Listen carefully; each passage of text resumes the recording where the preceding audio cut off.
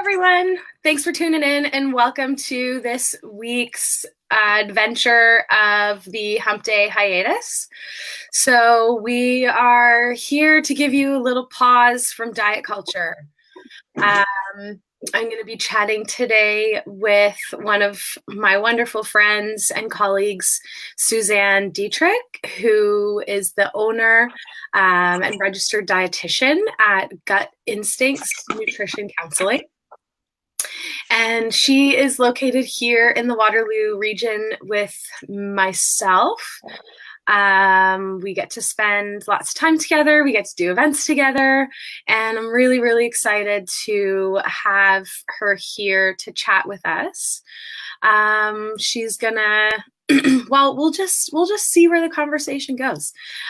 Suzanne is one of the only, if not the only, Suzanne, if you can give me a nod, dietitian that practices from a health at every size paradigm in the Kitchener-Waterloo area.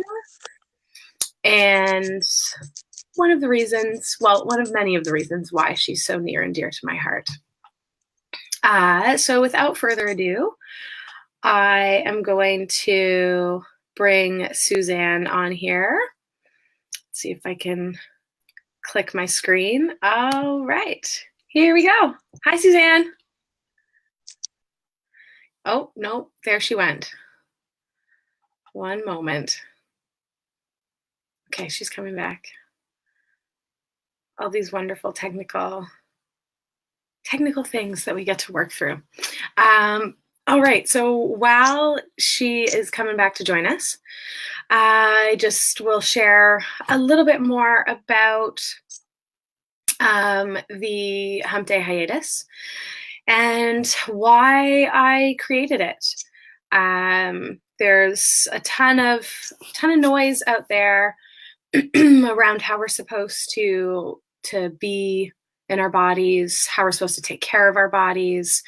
And really what I found is all of that just kind of clouds the issue.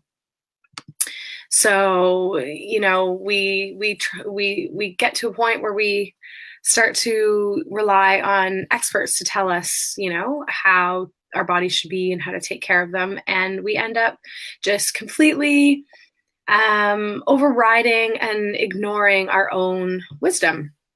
And so I recently have been certified as a body trust provider. And body trust work is all about coming back to that internal wisdom and that knowledge that we possess based on all of the years and all of the experiences that we've had in this body that we live in. And really, ultimately, values that knowledge, you know, more so than any other type of knowledge when it comes to caring for ourselves and our bodies, because nobody else but us is in them, right? And so we're the only ones with that vantage point.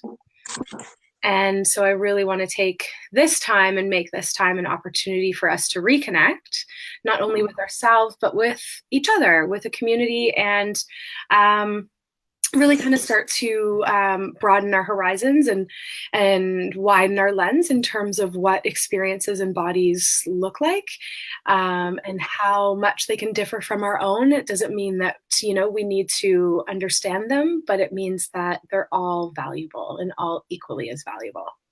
So without further ado, we got Suzanne. Yay! Hello. How's it going? Good. Good. Thanks for having me. I'm so excited. I was sharing with everyone that we live in the same vicinity, so we get to hang out and do events together and see each other and all that awesome stuff. Yes, in our virtual world, it's nice to just be able to connect in person. That's so important. Yeah.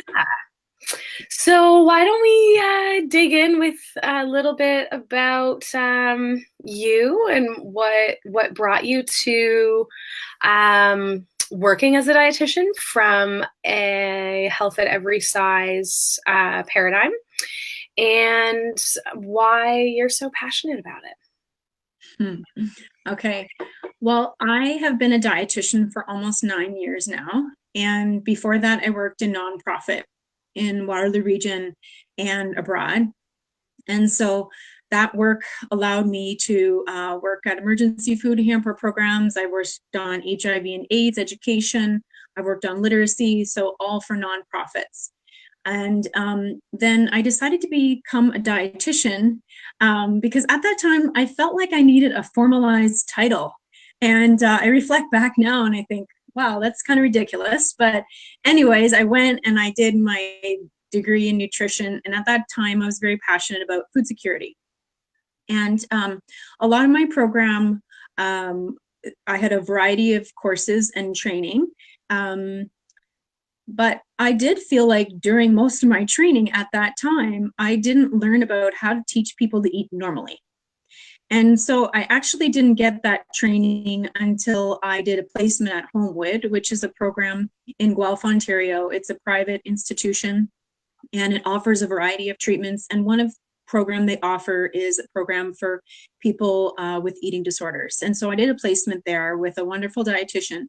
And I learned about intuitive eating, and it just made sense to me. And so I did that placement, and that was 4 weeks. And but I was new to the field, and I didn't know how to bring that into my work. And so I worked in primary care for almost 7 years, and I felt like a lot of my work, I would get clients referred to me for high cholesterol or diabetes or to change their body size or their weight. And it just never felt right. It felt like I was being the police officer of what people were consuming.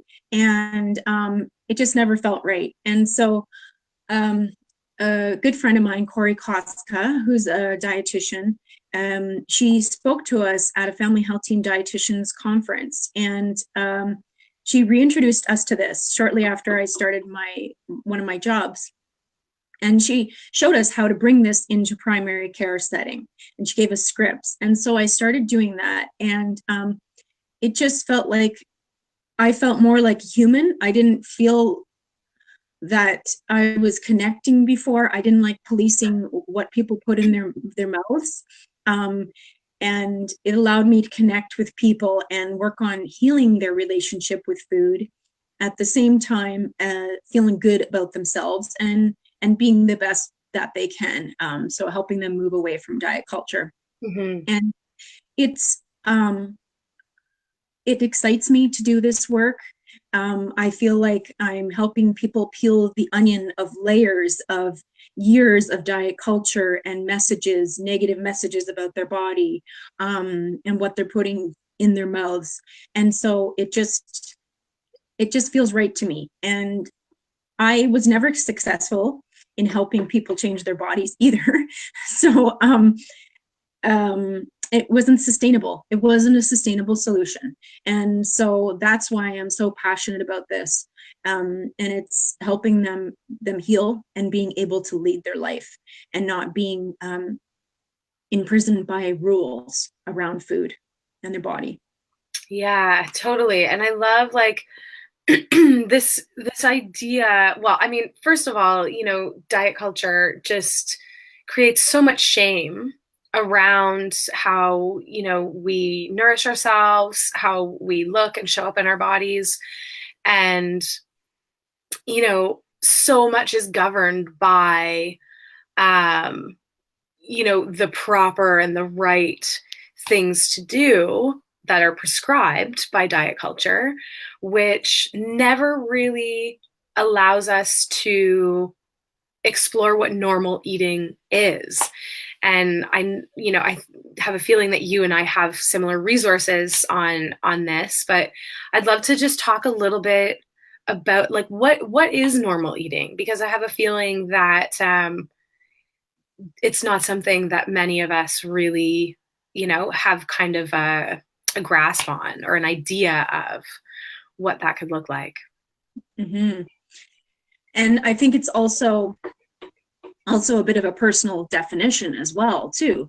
But to me, normal eating is being flexible with our eating and giving ourselves permission to explore things, explore our curiosity, and without judgment.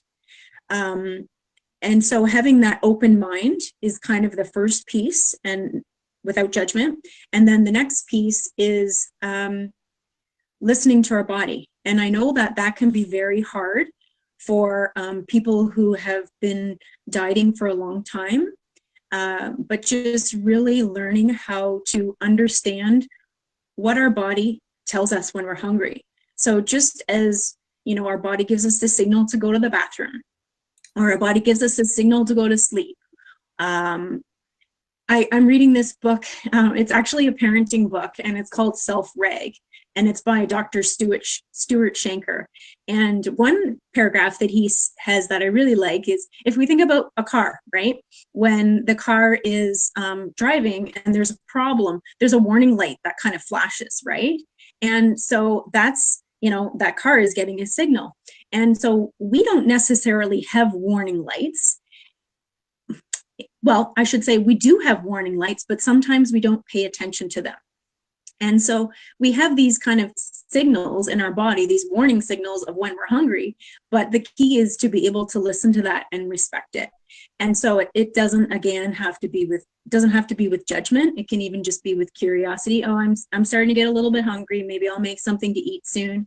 And then also respecting our fullness cues too. And so this doesn't mean, okay, I'm hungry, I have to eat, I'm full, I have to stop. It's kind of this exploratory process. And if we think about children, he's full, they'll throw their plate on the floor, they're done, or they'll start playing. And when they're hungry, they're usually getting very upset. So they're very in tune with their signals. Yeah. So the first one is being flexible in our choices, and approaching the food without judgment, approaching it without all of that noise, like forgetting that noise that we hear about what's good, what's bad, the external food rules, ignoring the external food rules, really listening to our body about when we're hungry, when we're full, and also what we feel like eating. You know, if we feel like eating or crunchy or smooth, or, you know, we feel like for dinner sometime, that's okay too. Yeah, I think, you know, it was really important for me to realize that there's not an all or nothing, right? Which is what diet culture teaches us. It's like you're either in it or you're not. You're either on the wagon or you're off the wagon. And, you know, without those judgments and without those rules, you know, food just kind of becomes, and eating just kind of becomes one area of your life that, you know, you don't necessarily fixate on so much more than the others, right? Like it's just one facet. Mm-hmm. And, you know, being able to, like you said, experiment and be curious and know that, you know, sometimes we're going to be eating something that's so damn delicious that we don't want to stop eating it. We want to eat it all, regardless of whether we're full. And sometimes we might have a crazy busy day, and we may say, yeah, I know I'm hungry and it's not happening right now. You know, and then there's also pleasure. You know, I very, very rarely do I hear anyone talk about pleasure being an informing, you know, factor in what we choose to eat. Mm-hmm. And go ahead. And often, sometimes with diet culture, the pleasure part with food is brought in as a reward, right? Or a compensation, right? So I've eaten this, so then I can't eat anything else, right? That was so good. And it's almost, you know, it's with diet culture, if we're not having something, and then when we want, if we deprive ourselves, and then we go and eat it, then it's hard to even enjoy because it's been deprived for so long. And so if we can allow ourselves to have pleasure foods or play foods, you know, during the day, then we can really see what we enjoy, and we want things that are satiating, right? And taste delicious, because food isn't just about nourishment. It's not just about nutrition. Yeah. It's a great joy. Exactly. Yes. Yes. The Absolutely. joy of eating, the joy of cooking, right? Is a Yeah. joy. And the community and family that, gathers around meals is so important as well. If you have the opportunity for those. Yeah, I was at a big family gathering this weekend with my husband's family, and he's Indian, and his family, a lot of them came from India, and there was a huge feast. It was magnificent, and lots of homemade delicious foods. And so then um, I was giving my son, my toddler, yesterday for dinner some of the leftovers, and so I put a few things on his plate, and that he had asked for, and then I said to him, I said, "Have you tried the chutney? I love the chutney. It's delicious." And he said, "No." And then he said, "Oh, I think I'm going to mix it in my soup." And I was thinking, ew, but because it's this like coconut chutney with cilantro, and then we had this soup that was lentils with kale, and it just had a completely different flavor. But I was like, okay, hold back. Yeah. And he's going to try that. And he mixed it in and he ate it. Right. So he was just being curious. And I remember too, growing up, my brother would eat these sandwiches. He would eat tartar sauce sandwiches. And we all thought that was the most ridiculous thing, but he liked it. And so that brought him a lot of joy. So yeah, it's being open to try some of these new foods and these new combinations, and also not bringing our judgments on other people. So important. Mm-hmm. Yeah. Because that's our own stuff that we're carrying, and everyone is in their own journey of their eating. Yeah. It can be so hard when, you're at work, or you're with family, you're with friends, and, everybody's talking about the most recent food that they're restricting, or the cleanse that they're doing, the diet that they're on.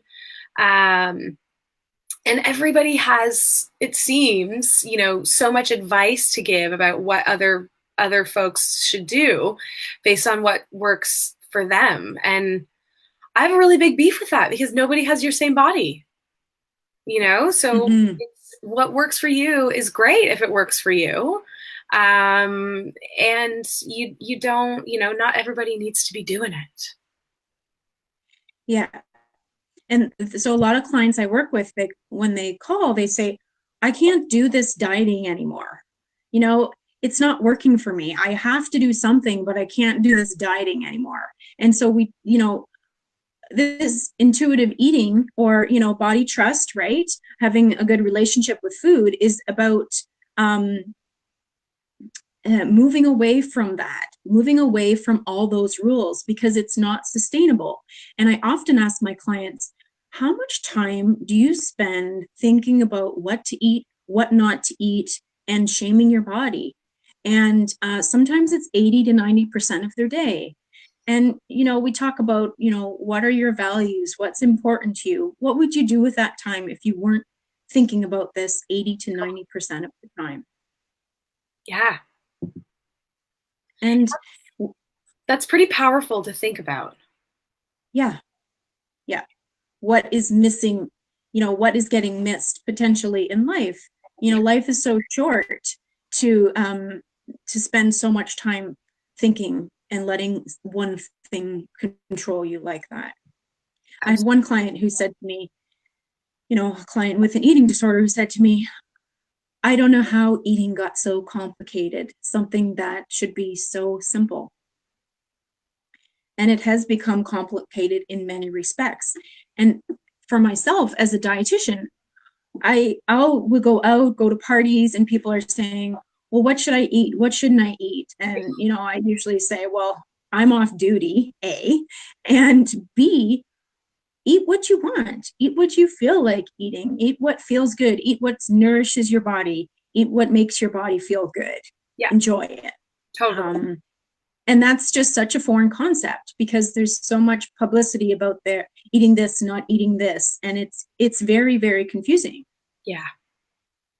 And it's backed by so much money, right? Like if we look at the diet industry, the wellness industry, the amount of money that these, you know, these businesses and these sectors have behind them is absolutely crazy, you know? And if we were all happy with ourselves, right? If we relied on our own wisdom to decide what we wanted to eat, what we wanted to enjoy, and you know, they wouldn't make any money, right? And so it's kind of like they create these problems and they make things complicated and continually, you know, perpetuate this process that we have of looking outside of ourselves for the answers, right? And constantly centering our bodies and our behaviors as problems that need to be fixed, right? And one of the discoveries that or you know, one of the kind of key concepts that we talk about within a body trust practice is that your body is not the problem. Your body does not need to be fixed. You know, the culture is the problem. Definitely. And so I often talk about, you know, unlearning what we've learned, because I've had clients who have been dieting for 40, 50 years. You know, they start to get messages when they're younger, often in grade 3, that there's something wrong with their body. And so it's being told in everywhere. It percolates everywhere.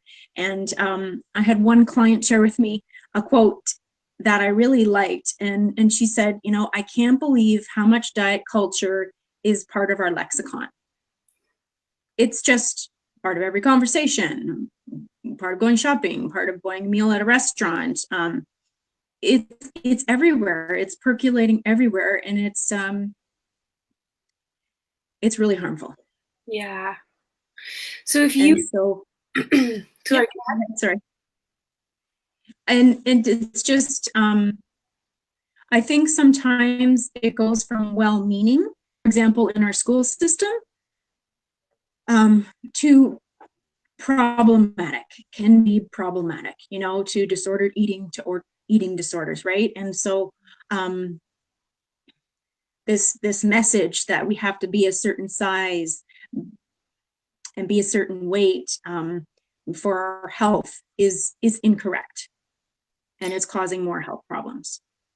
And even like, even the whole idea, you know, I find that I have conversations with as many folks who are concerned about their size as they are concerned about their health.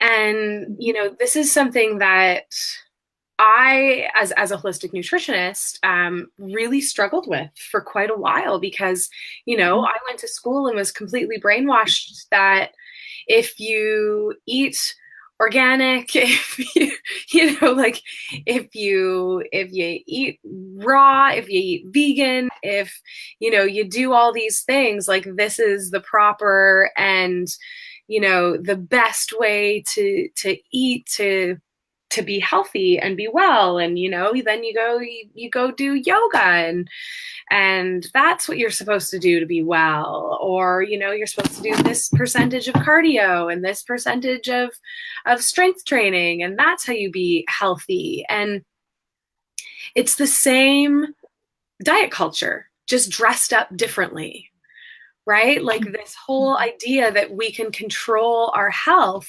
by what we consume and how we move. It's just a bunch of BS that we're sold, right? And we're just still buying all these things and trying to find these fixes. And I think a lot of it comes down to self-care, right? And so there is definitely there are foods that nourish our bodies in different ways than other, right?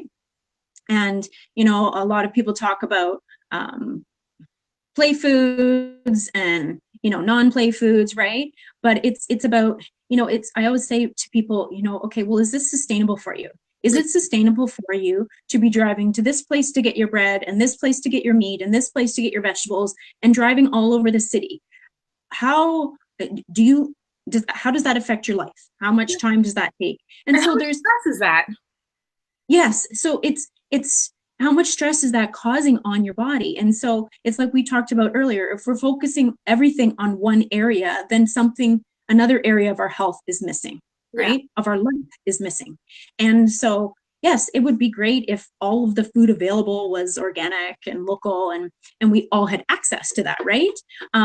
But is it sustainable? I always say to people, is it sustainable for you, for your life, and what is missing? Movement is great. If we enjoy the movement, if it's fun, maybe it's a social activity that people enjoy, that's definitely good for us, right? But doing it only for the name of being a certain size or only for health, how, right? I mean, personally, I like to eat well. I definitely love to eat my treats too. And I like to move my body. It makes me feel good mentally. I like to have strength so I can do things like pick up my cast iron frying pan and I don't drop the meal on the floor, that I've just prepared. Those things make my life easier, right? So it's what are you doing with yourself that makes your life easier? And I always ask people, what are your values? So, if life was going to end in 1 week, what would you want to do in that 1 week, right? So, and how can you help achieve that, right? So whether it's spending time with your family or, what have you. And so it's kind of looking at the values and then how we're living our life to achieve those values, maintain them.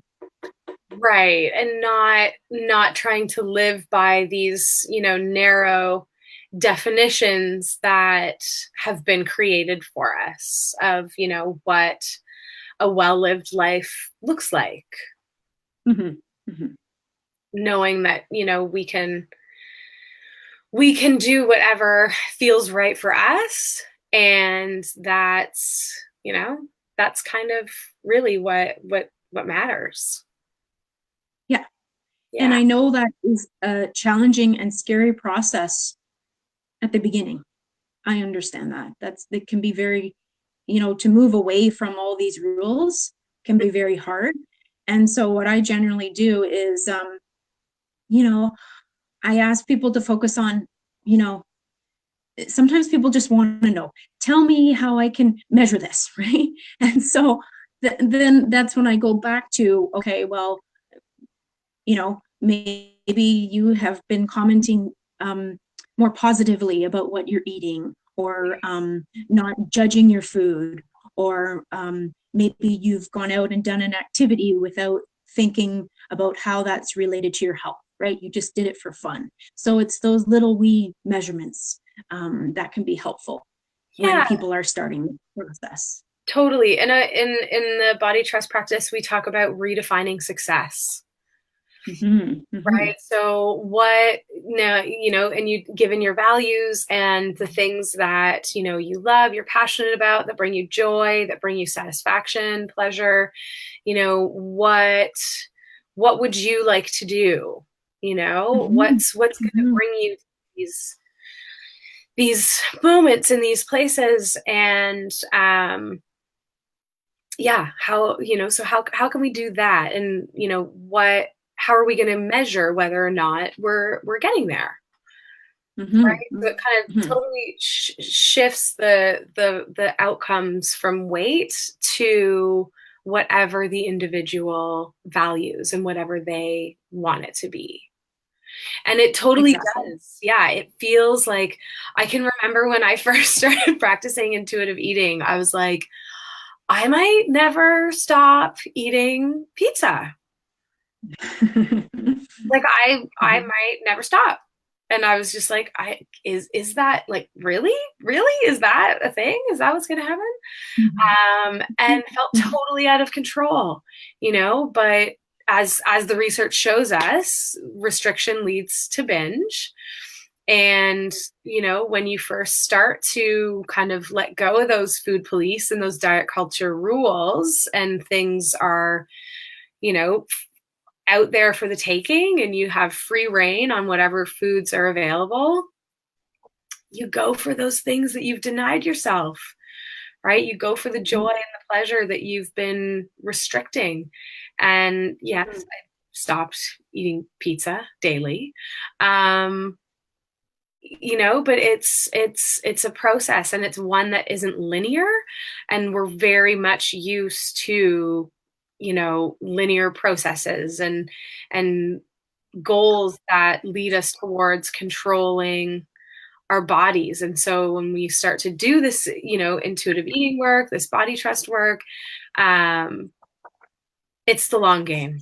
It's not linear, and it can feel very unfamiliar and uncomfortable. Definitely. And one thing I like to, this isn't a very good drawing here, but if you can think of kind of an arrow, right? Like sometimes we define success as, okay, we're going this path and it's just going to go straight, right? It's not going to go straight. It's going to go up a little bit, and then it might go down a little bit, and then it will go up a little bit. It's going to be like this, right? And there's all different paths. And so it might not be as straightforward, but it's going to be your own personal journey, and that's what makes you who you are. And I know that you had asked me if one of your questions was related to a quote, and now I'm having a hard time finding it, but it's basically, this healing is about kind of accepting our warts, and our wisdom that we've gained along the way, and that makes us who we are. And everyone's journey with this eating is going to look a little bit differently. Mm-hmm. Totally. Mm-hmm. And so if you had to, I'm totally putting you on the spot here, but if there was one or two things that you could share with folks, that would kind of help them get started on kind of coming to understand self-care, or experience self-care as something that was more internally driven as opposed to externally informed,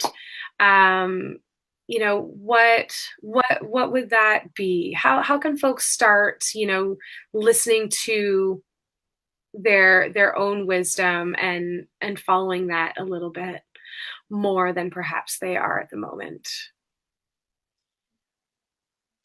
I think, first of all, just being patient. Mm-hmm. And I think I often say, look at it as a bit of a science experiment. So if you were a scientist, you would be collecting data and making observations about things. And so usually with the beginning of this journey, it's just observing. It's observing. Oh, yeah.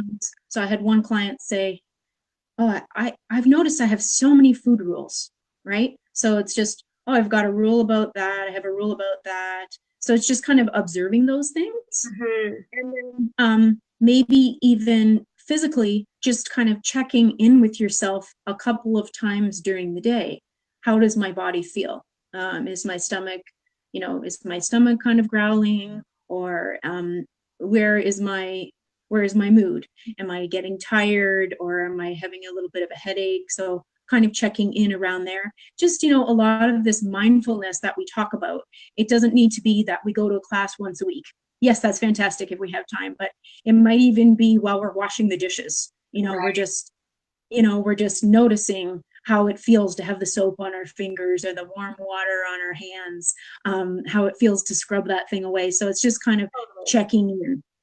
And it's just really that observing at first, Yeah. observing, okay, what are my thoughts around this? Oh, okay, what has influenced this today? Did I see that? How did I react to that? And it's just um, being aware. And so I think that would be the first step. It sounds kind of boring, No, but it it doesn't at all. I really, love it. it's the first step. It's just observing, because it's all this unlearning that needs to be done. But um, it's kind of the acknowledgement at first of, okay, this is maybe what's going on right now. This is how I'm affected this way, right? And And seeing where we're at, right? exactly, yeah. And I was, kind of preparing for this, and I was looking back at some journals that I had for myself. And, over the past 5 years, I've had some challenges come up in my personal life. And so one of the things that I had done was I started to just write down at the end of the day 3 things that I was grateful for that day. And so they were some of the most basic things. Yeah. And I look back now and I think, those are the most important things. Those are the most important things that when I look back on my life now and I think, wow, I'm just trying to give you an example so that, so I wrote down that I was grateful for my bed. Yeah. I'm so grateful for my bed, right? And that is a gift. It's a gift that I have a bed, right? A lot of people in the world don't have beds to sleep on, and allows me to have rest and recharge my energy. And so, like, just some of those basic things for Yeah. me help me put some things in perspective. And I know it's not always as easy as that. I understand that. But sometimes when it's so hard, if we can just write down just a few basic things and then kind of reflect on what does that bring me in my life. Yeah. Yeah. Awesome. I love that. So you had patience, which I love. So, so important. And then observing and awareness and gratitude. Mm-hmm. Mm-hmm. I love that. Nice summarizing. What's that? Nice summarizing. I'm Thanks. gonna write that down. Yeah. And again, it's it's not it's not fancy. It's not, you know, complicated. It's complex, right? And I mean, not to say that the process of honoring each one of those isn't complex or complicated, but there's no secret to it. There's no Mm-hmm. trick. Um, there's practice, right? Practicing all of those things: patience, observing, awareness, gratitude. Really, at the end of the day, like you said, it's those simple things that really matter the most and allow us, almost bring us the presence, right? That we need in order to really fully be with those that we love and in our experience and get the most out of it. Mm-hmm. I think another thing too, another important aspect is to surround yourself around people who are talking this language, because this is counterculture, unfortunately. Okay. The non-diet movement has come a long way, and that's so exciting. There's so many dietitians now that are embracing this, and slowly other healthcare professionals as well too. But often my clients feel alone Yeah. in this journey, and they feel like they have nobody else to talk to Yeah. about it but me. And so if you can listen to those non-diet podcasts, pick up some books non-diet related, listen to your show, Dina, all of those things can help one feel not alone and so isolated in this, because it's important to have a community in this. Yeah. It's so, so, so important. Yeah. That's one of the 9 core elements in a body trust practice is find your community. Yeah. Mm-hmm. Suzanne and I are we're doing our best to drum it up here in Waterloo. Another one of our girlfriends, Sydney, as well, who's going to be on the Hump Day hiatus in the near future. We're just really trying to give folks a welcoming and non-judgmental, kind and compassionate place to go, almost kind of like a little refuge, right? Where you Mm-hmm. show up as you are and be enough. Mm-hmm. Mm-hmm.